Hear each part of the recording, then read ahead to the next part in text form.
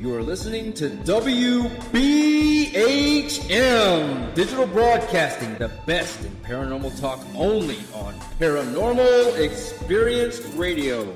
Broadcasting live out of Birmingham, Alabama.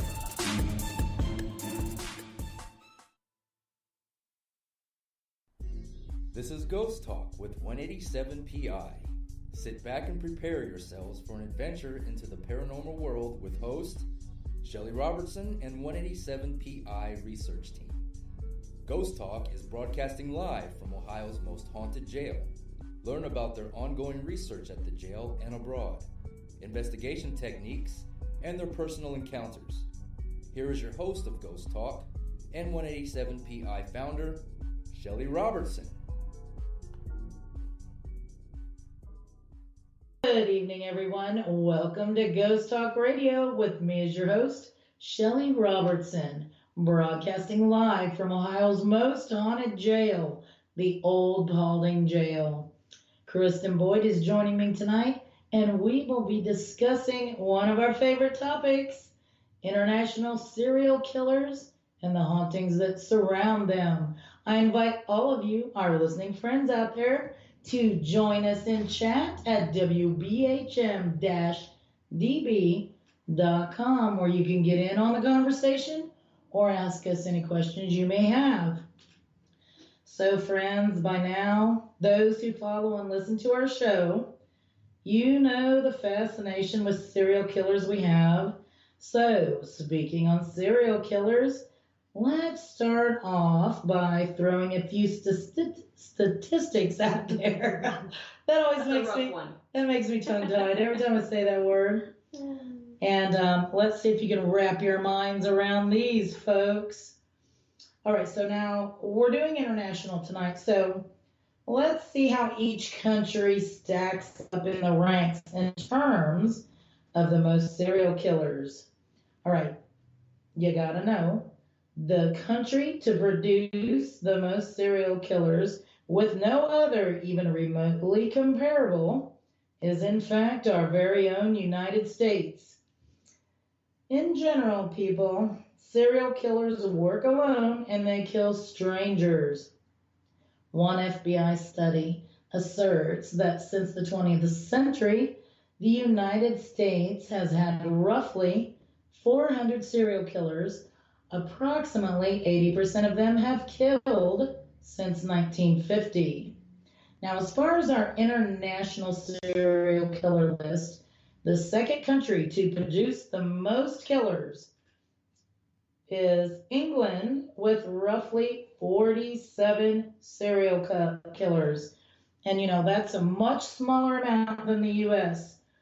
Then this list continues on with the following 9 more top countries on the serial killer list, and these include Germany, Canada, Italy, Japan, Australia, Russia, South Africa, France, and Mexico. However, another very interesting statistic, all of these countries combined still do not amount to the total of what the U.S. has had. Crazy to think about, isn't it? Really crazy. Oh my gosh. So that may make you all wonder, how many serial killers are out there right now at this very moment? Well, within the United States alone, it's estimated that there are around 25 to 50 active serial killers at all times, with the average killing rate of around 150 people each year. That's quite a lot. And scary. As far as for England, they have roughly 5 to 10 active serial killers at any one given time, with an average killing rate of around 60 people per year. So they are quite a bit behind us as far as serial killers. I mean, this is the land of plenty, right? Yes. Another interesting fact is, based on studies of serial killers, and that's killers who have more than 3 periodic kills, even with cooling off periods. So, and not meaning that they may not have killed them all at once. And this here study was performed by the FBI at their Quantico facility and also U of Penn, and it appears that most of the serial killers are white than non-white. And this seems to be true even in locales where there are an equal or greater numbers of non-Caucasians. Now that's interesting. Yeah, it is. So it's white folks are crazy. Shoot. You may also wonder, why do people become serial killers? Are they born this way? Did something in their childhood create this monster to emerge? What did it take and how did it happen? Unfortunately, there are no real conclusive answers to those questions, but there are some speculations behind each of those questions on how they become serial killers. Many studies have been done, and it concludes that around 60% of all psychopathy is actually inherited. So, folks, DNA appears to be a key factor behind the creation of a serial killer. That's not to say that having a terrible childhood that had severe physical or emotional trauma, or maybe somebody had a horrific accident that occurred in their life, that those kinds of things, when you put that all together with their DNA, is a perfect recipe for some of these killers. Each person is different, and with that comes different circumstances and backgrounds. Most of the serial killers that have had brain scans done show that they have decreased connectivity within their brain that allows most people to process negativity. In easier terms, people, they can feel pain, but they are unable to suffer from emotional hurt, and they pretty much are not empathetic either, pretty much at all. Now, through the years of profiling serial killers, experts have begun to identify key traits that many of them have in common. It is stated that there's 12 key traits of a serial killer, okay? And after you hear some of these, you may know one. I don't know. Some do sound familiar. Right. Now, serial killers generally their focus is entirely on themselves and the power that they are able to assert over others. They are good at manipulating and being deceitful. They are egotistical braggers. They are superficial charmers. They look like any other person, just like your average Joe who might live next door. However, they have a severe lack of empathy. They are smooth talking but insincere, and they are very impulsive. They have a lack of control when it comes to their behavior, and they have a need for excitement, or they want that adrenaline rush, and unfortunately, a lot of times killing someone fulfills all of those things. Many of them have behavior problems early in life, and usually within childhood they may show signs of having antisocial behaviors, but that's not all of them. Some of them are pillars of the community as well. So, what makes all of this even scarier to process is a person will walk past a murderer roughly 16 times throughout their lifetime. Now, that is a bit difficult to wrap your brain around, isn't it? Yes, it is.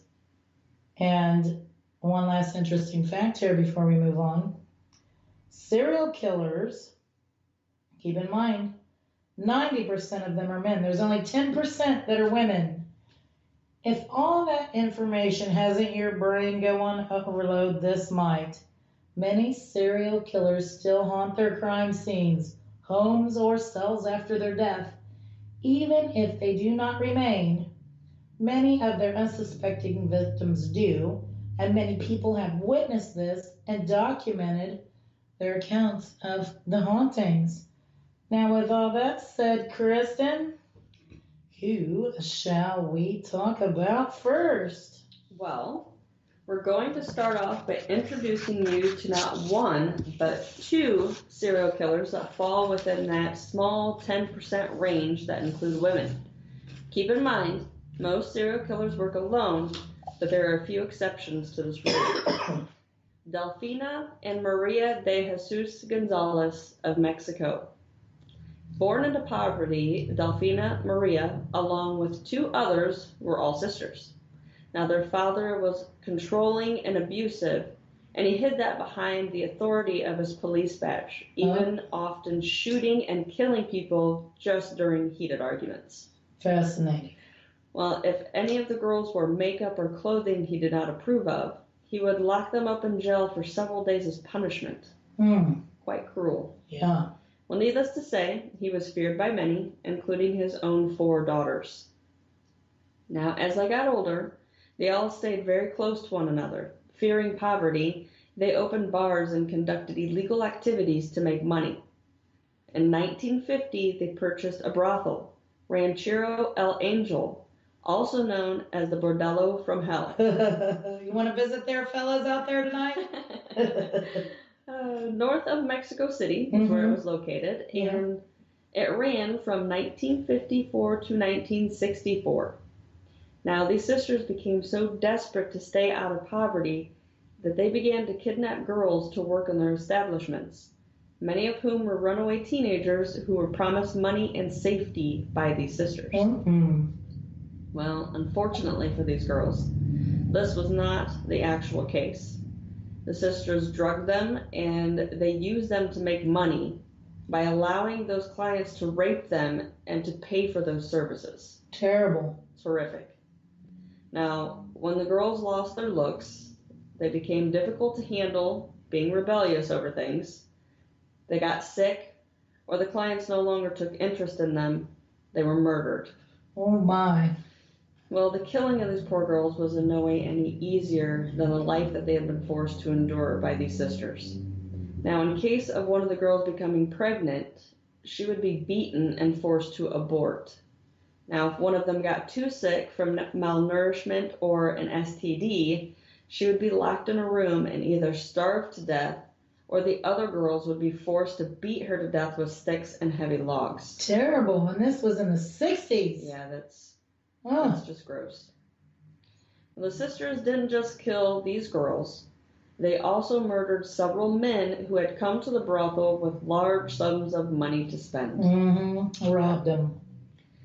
Well, at one point, the police were baffled by all the disappearances of young girls. But one day a woman, Josefina, well known in the drug and prostitution world, was arrested. And upon a search, it was found she had a cargo of dozens of young girls, and when in custody, she spilled her guts and confessed that they were bound for the Ranchero El Angel. Oh, my goodness. So, needless to say, the ranch was raided, but by the time the police got there, the Gonzalez sisters had fled.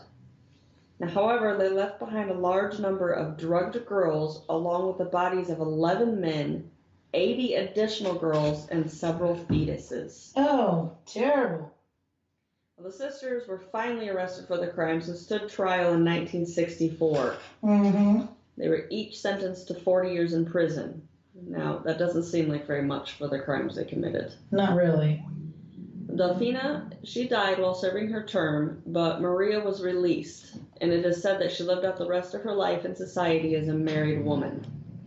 In 2002, workers cleared land for a new housing development down the road from the old brothel. They discovered 20 more skeletons within a pit they were clearing, only adding to the already large amount of bodies found from these sinister sisters. Now, although there is no hauntings recorded by any of the sisters themselves, it is said the land where some of the bodies were dumped and buried are scarred and bear the souls of those who have been brutally taken. Wow. Now, there's a bridge not far from the brothel that a river once ran through, and it is said that many of the fetuses were thrown off this bridge and into the river below, and that some of the bodies and or body parts were disposed of here as well. Encounters from people of this area have claimed to have heard the sounds of chains dragging over what once used to be the bridge. Sights of a very pale young woman with long dark hair wearing an old-style dress have been seen. She is also known to give off a loud, blood-curdling scream that sends anyone near running as far as fast as they can. Wow. Well, some believe this is a spirit of a distraught victim who lost her life too soon to the horrific ways of those Gonzalez sisters. Just a fascinating story about them, and I'm sure the hauntings are quite astronomical in that area. Moving on, we will go to Harold Shipman of Britain. He was also known as Dr. Death.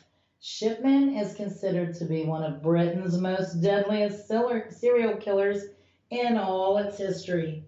He was a married man with 4 children of his own, but during this time he managed to squeeze in 218 credited murders. Actually upward of possibly 250, but they can't verify every single one of them. All the while, he was also working as a popular British physician. Now, at the age of 17, he witnessed his mother suffering, and she died from lung cancer at the young age of 43. He also observed very closely how a local doctor administered morphine to temporarily ease her pain and suffering. So later on, he attends Leeds School of Medicine, where he graduated in 1970. He took his first job in West Yorkshire, where he was caught forging prescription for his own use in 1975. Now that led him to have to attend a drug rehab clinic in New York. He later transferred to Donnybrook Medical Center in 1977, where he spent the next 15 years of his career. His murdering spree actually began within his first job at Leeds, killing at least 71 known patients. Now, moving on to his second practice in Donnybrook, due to butting heads with his colleagues who claimed he was arrogant and overconfident, he went on to double his murdering count. Finally, in 1998, both the local undertaker and another doctor noticed that Shipman had usually an unusual high number of cremation certificates that he was signing off on. Now, what's really crazy about that is they also noticed similarities in the recently deceased patients themselves. The majority of them were elderly women who were found sitting up and fully clothed, not in bed as one would expect with someone being severely ill and near death. However, despite all the suspiciousness of those deaths, the initial investigation was handled poorly, allowing Shipman to kill 3 more victims.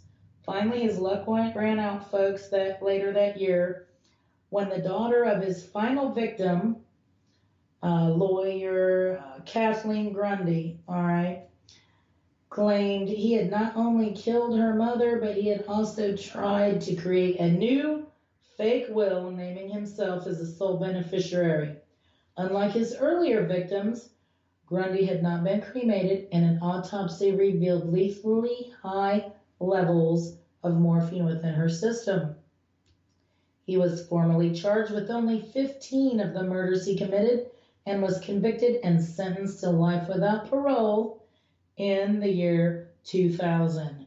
Shipman died in 2004 after committing suicide by hanging in his cell.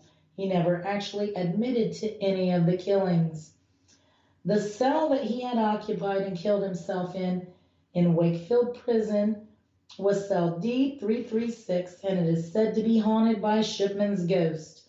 Roy Whitney, murderer of an 8-year-old girl, was moved to this cell in 2007 and claimed he was too terrified to sleep because it was haunted by Shipman himself. Several other inmates have also reported strange goings-on with noises, and being the most prominent of these occurrences was on the anniversary of Shipman's death. Many more strange things would happen within that cell. They also state that the cell is cursed. Another inmate had hung themselves back in 1987. Needless to say, no inmate wants to be placed within the confinements of this cell, and Whitney did everything in his power to be removed from it. Can't blame him on that. Yeah.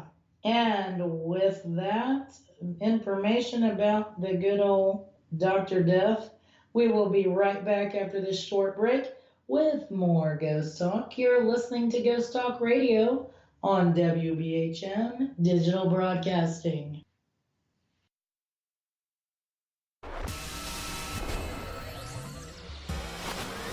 You are listening to WBHM Digital Broadcasting, Birmingham, Alabama.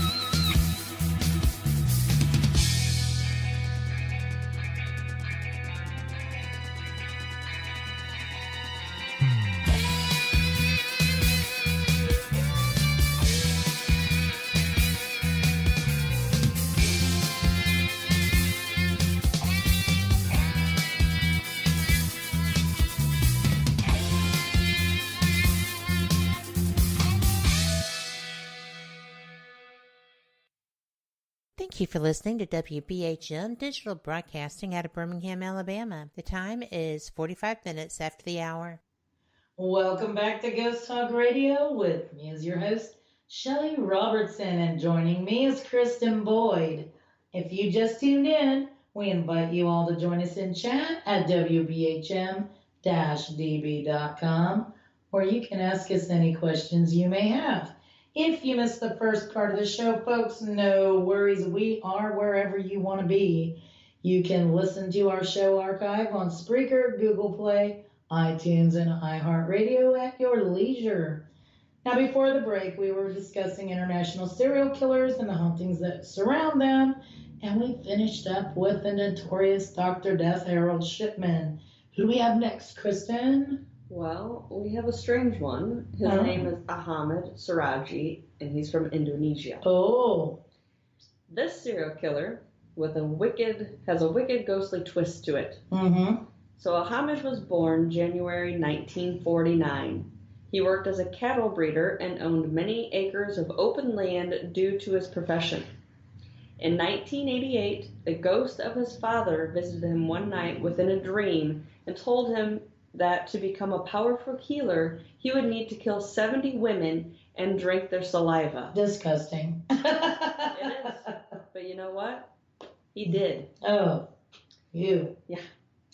Well, he felt that doing what the ghost of his father advised him to do, he would gain more spiritual power to become an even greater healer and shaman. This ended up making him eventually known as the Black Magic Killer. Wow. At first, he did become a very popular healer in his area, to which women would come to him seeking his guidance and healing powers, which of course he would gladly do with a small fee to $200 to $400. With a small fee, $400. Wow. Well, once paid in full, he would begin his spell on them that would eventually lead them to their deaths. Oh my. He would guide them to nearby sugarcane fields and bury them up to their waists, telling them that this was an important requirement for the spell to work. I wouldn't fall for that. I don't think I would either. Well, but once they were buried and couldn't move, he would strangle them to death. Oh my. And while they were dying, he would drink their saliva that dribbled out of their mouths as they were struggling to survive. That almost makes me want to gag That is right disgusting. now. That is disgusting. Yes. Well, once the women had succumbed to death, he would rebury them closer to his home with certain parts of their bodies facing towards it because he felt this gave him extra power. Oh boy. Well, he may have gotten away with this, and he did for many years, but one victim's family became concerned for their daughter when she did not return home. Now, her father knew where she had gone and turned his suspicions into the police. Now, while investigating the claim, the police found the body of a woman in the field near Ahmed's house.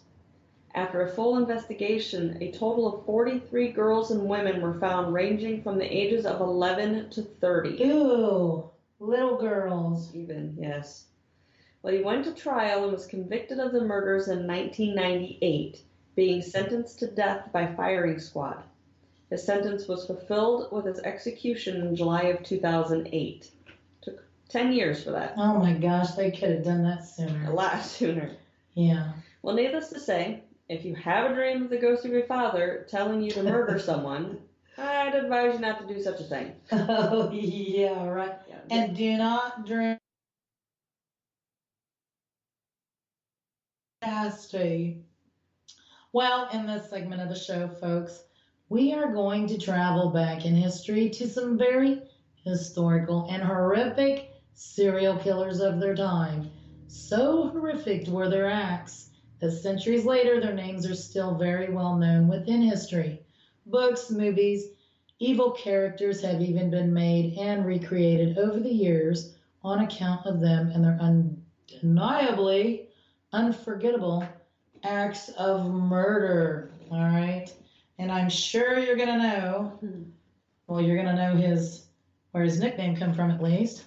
The first one of these gruesome killers would spawn their creation of what would become known as Dracula. and you know, speaking of which, I would love to go visit over there. Oh, I would too. And that's Vlad the Impaler, and he comes from Transylvania, Romania. And that just the location almost sounds like spooky, don't it? Vlad was born in 1431. Vlad's father was the ruler of Wallachia, became known as Dracul, due to be conducted into the Knightly Order, aka also known as the Order of the Dragon. The name Dracul derived from an old Romanian word for dragon. Vlad himself became known as the son of Dracul, hence leading to the well-known name of Dracula, which that's what he became known as.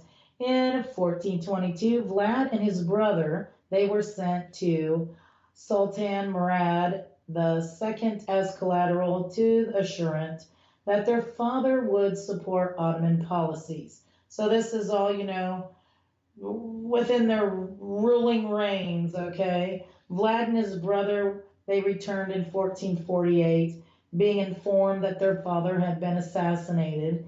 It was then that Vlad embarked on his lifelong quest to regain his father's seat, you know, of power over their realm. In the process of this quest, he became to be truly a fearless warrior, destined to slaughter the families of all those opposed.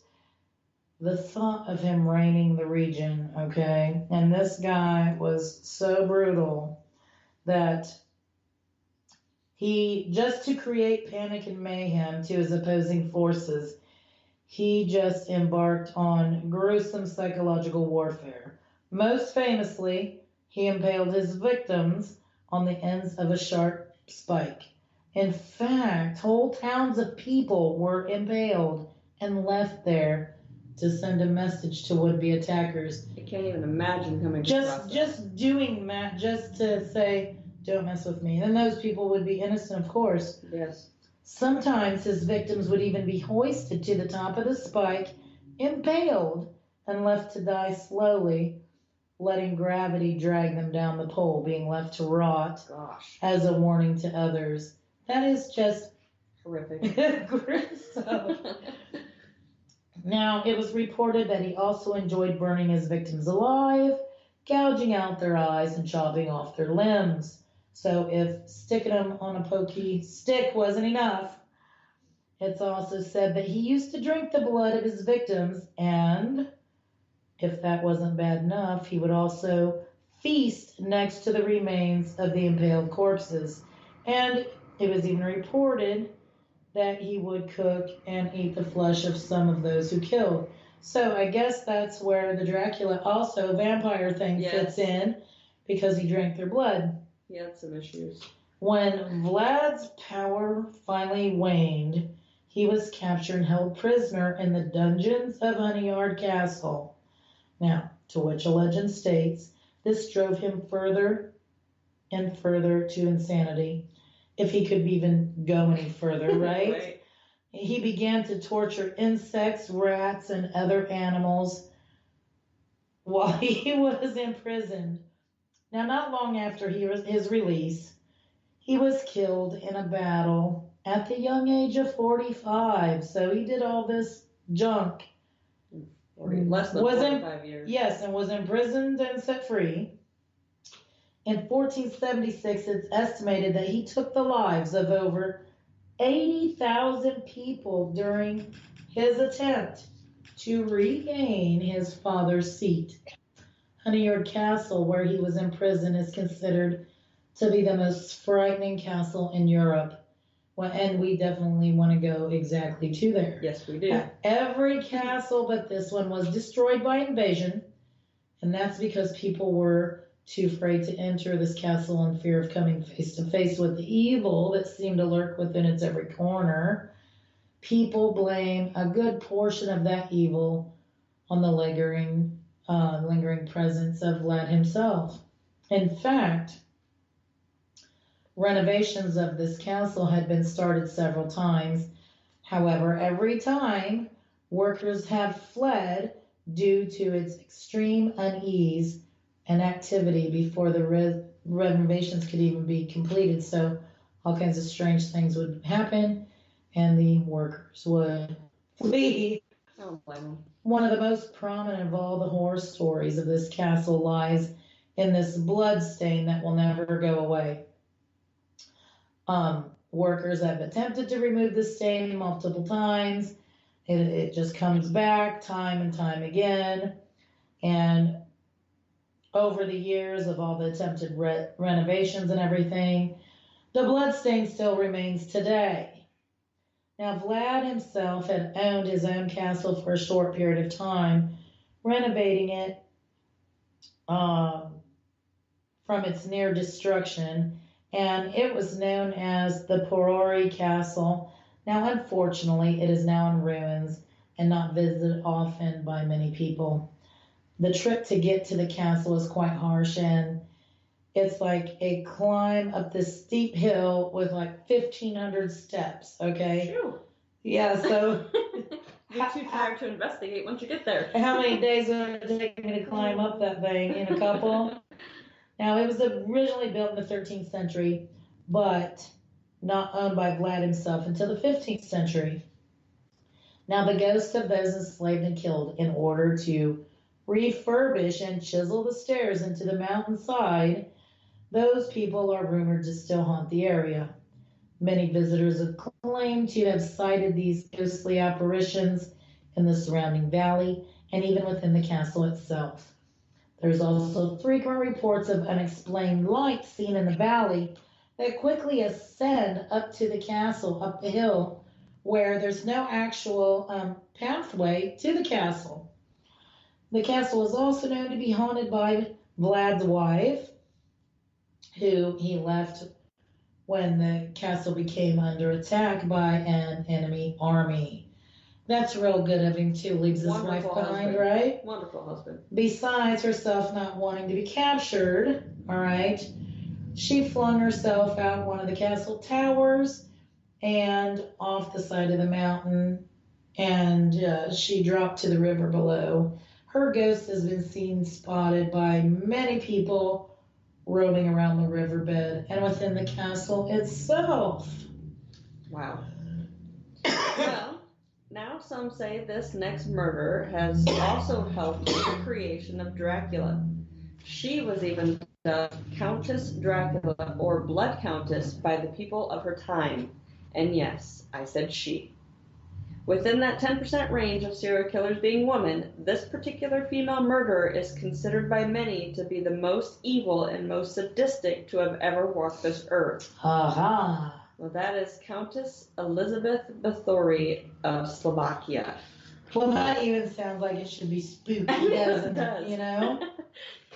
Well, born in 1560 to one of the most powerful Protestant families in Hungary, Elizabeth was the creation of inbreeding, both of her parents being born with the last name of Bathory.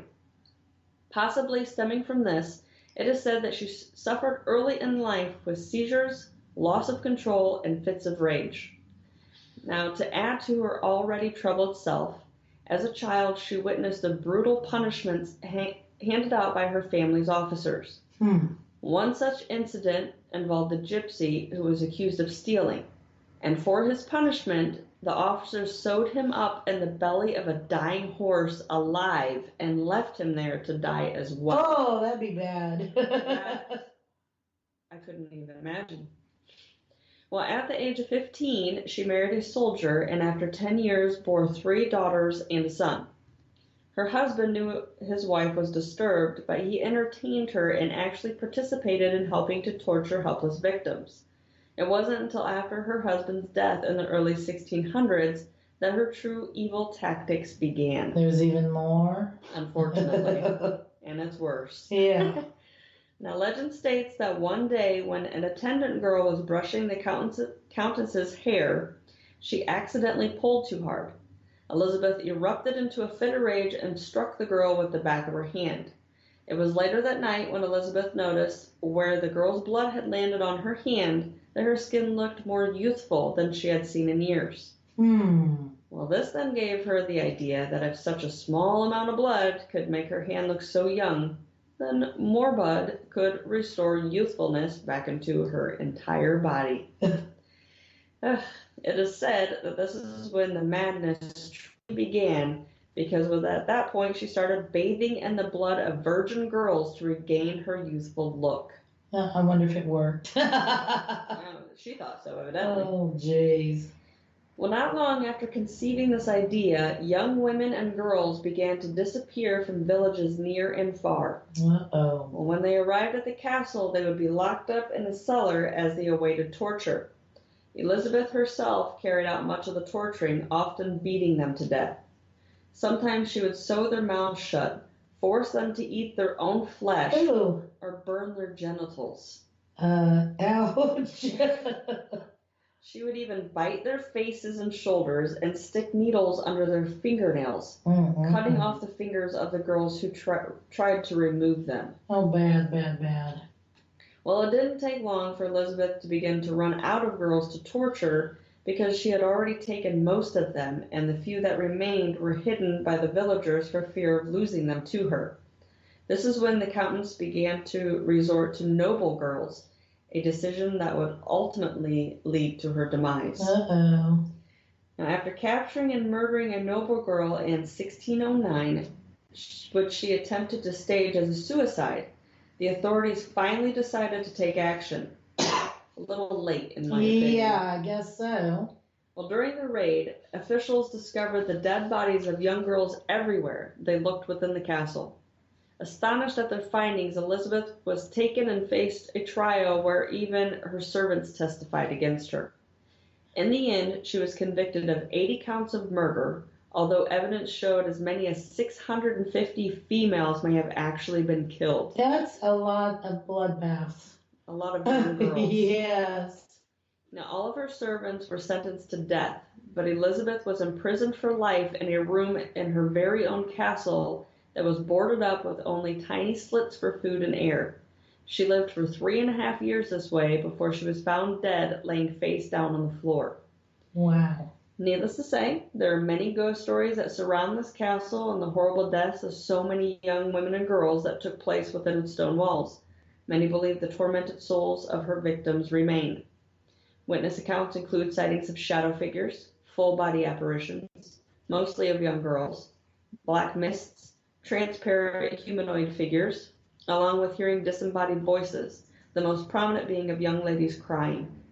Many have even claimed to have seen Elizabeth herself, but on some accounts she is seen as being faceless. Wow. Well, this castle is in ruins, but tours are still given if you actually have the stomach to visit a place of so much torment and despair. And I wonder if it has any leftover, like, smells, iron, like blood. Now, we couldn't talk about historical serial killers or murderers without mentioning probably the most famous one of them all. Multiple books, movies, TV series have been made on what very little is known of this infamous killer. And what is the most intriguing and haunting thing that surrounds this person? Well, it's the fact that they've never, ever been found or identified, leaving all of England and now most of the world wondering for over a century who this mysterious, gruesome killer was and how did they manage to have never been caught during their killing spree. A question, in person that will forever remain a mystery to us all. And of course, that would be, and with that, we will continue this when we come back after this short break. You are listening to Ghost Talk Radio on WBHM Digital Broadcasting.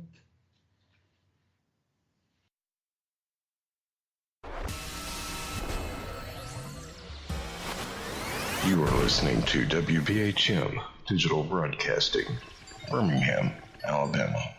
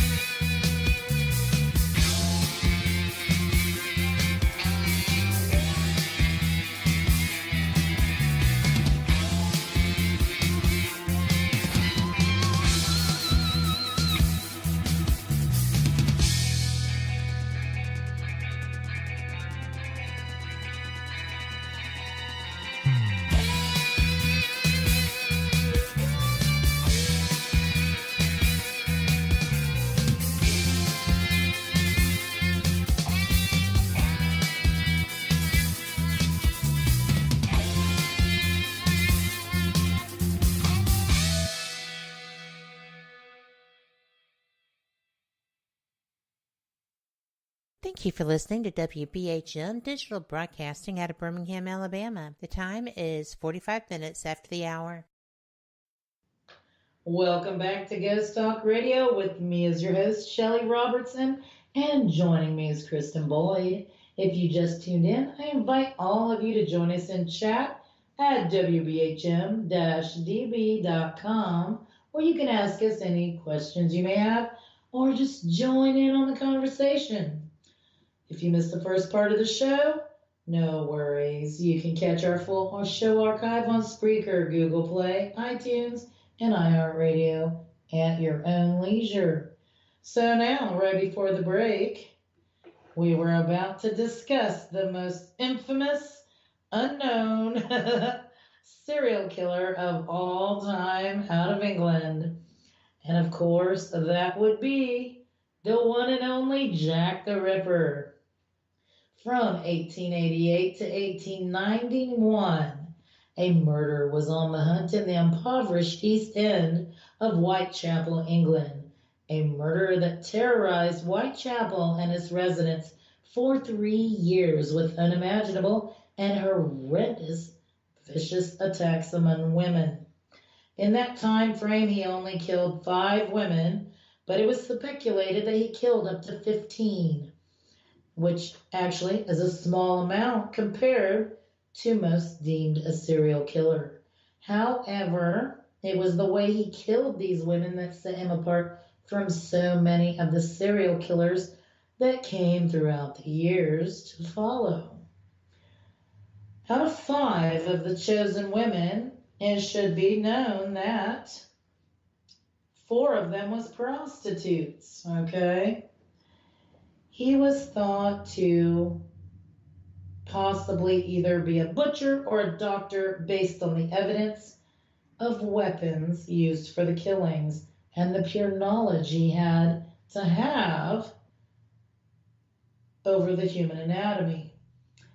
Even by serial killer standards, his murders were done to an extreme. Some of his preferred ways of killing included decapitation, facial, abdominal, and genital mutations, organ removal, and there was even talk and speculation of cannibalism.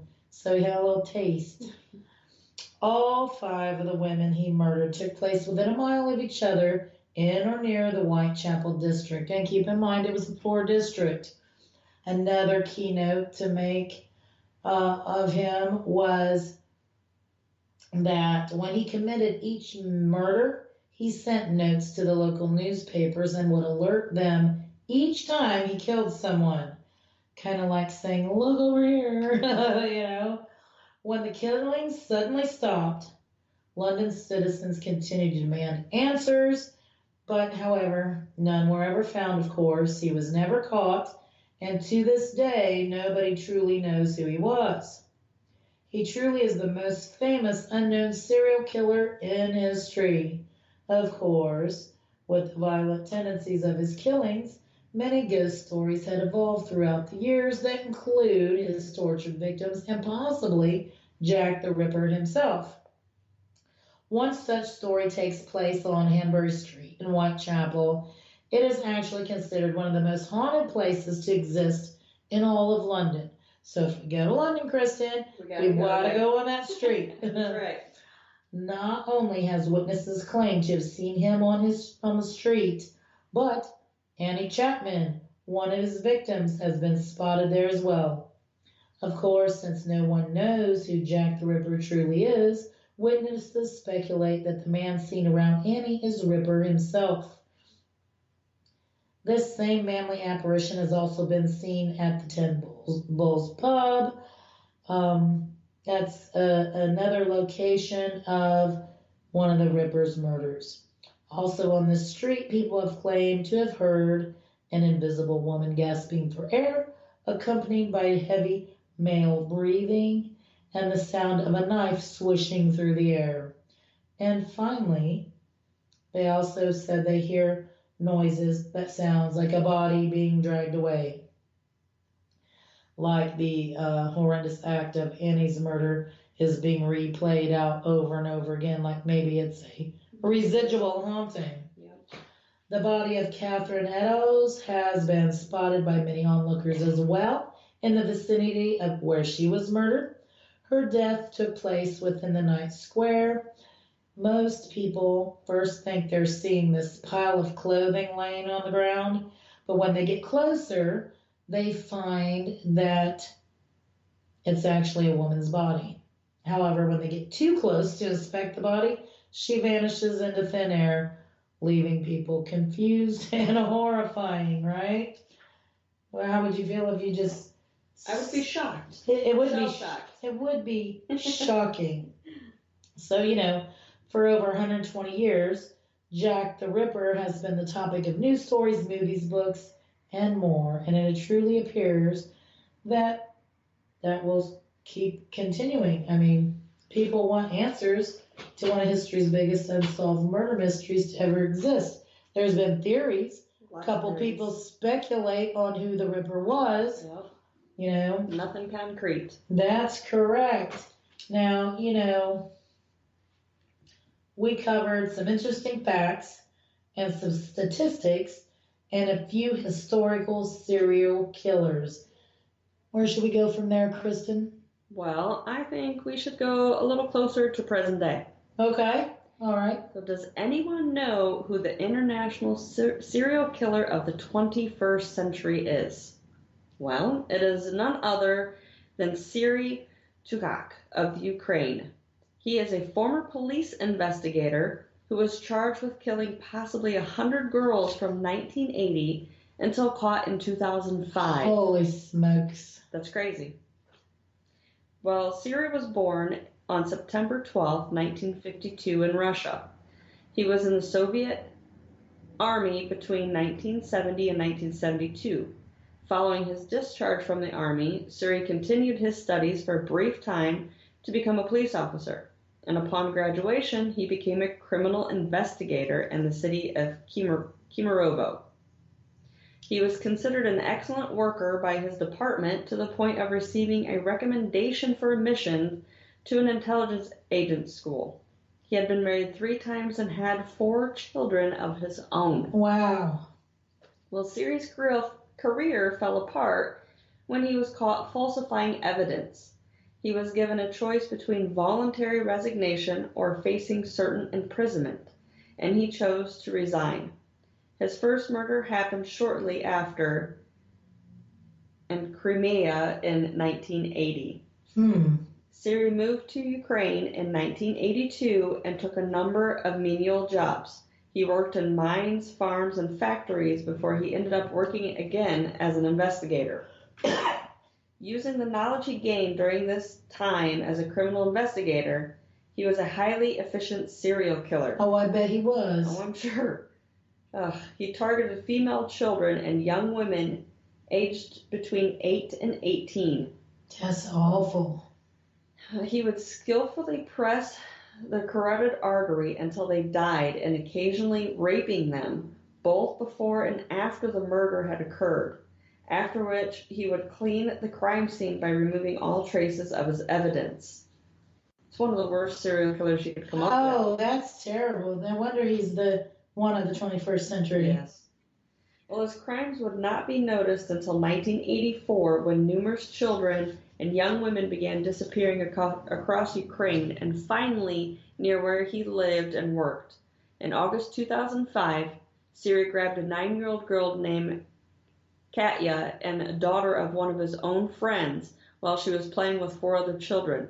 He later attended her funeral, where he was recognized as her abductor by the other children. Oh, bad, bad, bad. Not a smart choice on his part. Mm-mm. With this information, the police arrested him at his house, and he confessed to not only killing her, but to more than 100 murders and a serial killing spree that had lasted for 2 decades. Terrible, terrible. To the detectives investigating his case, Serial was a sexually motivated psychopath who savored the fame he was receiving from his serial killings. He was convicted and received a life sentence.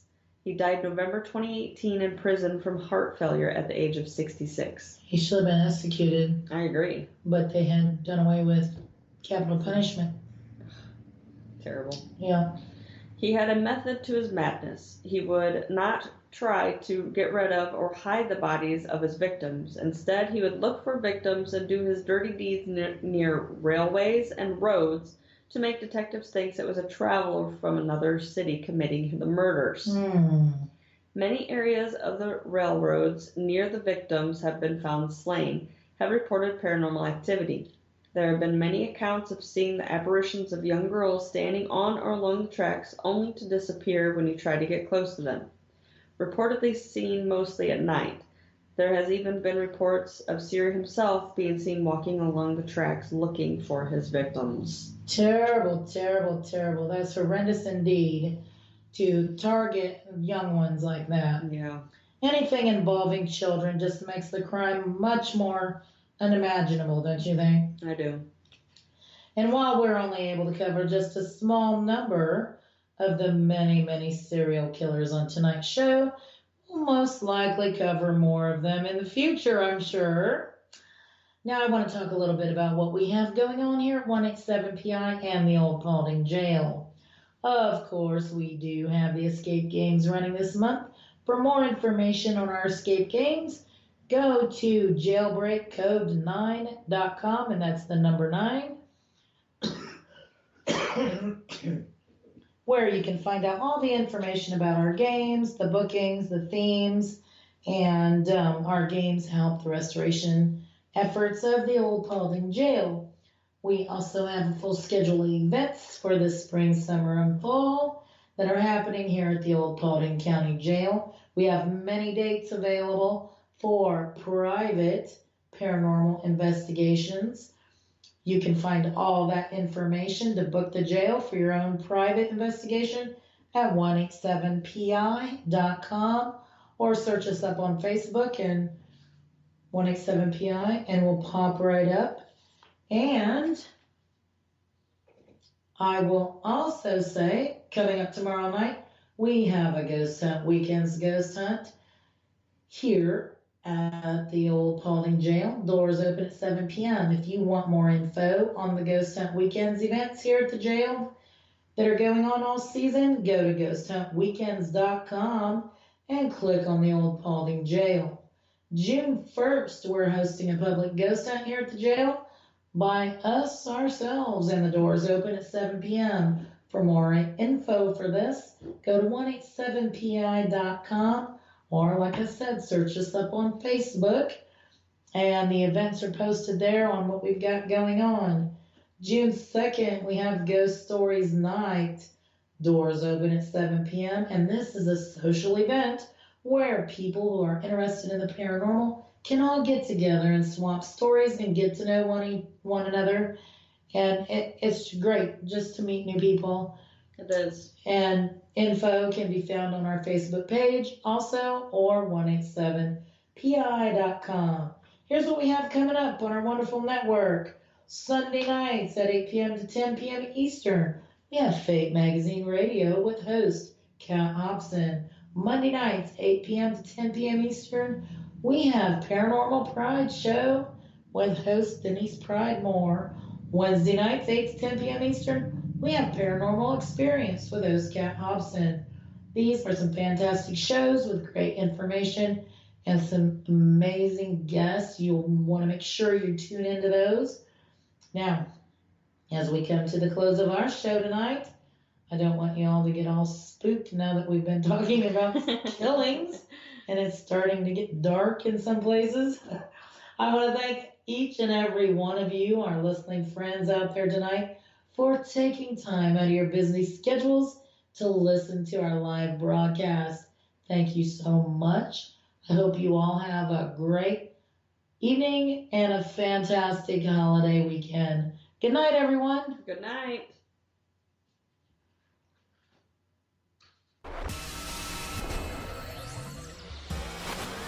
You are listening to WBHM Digital Broadcasting, Birmingham, Alabama.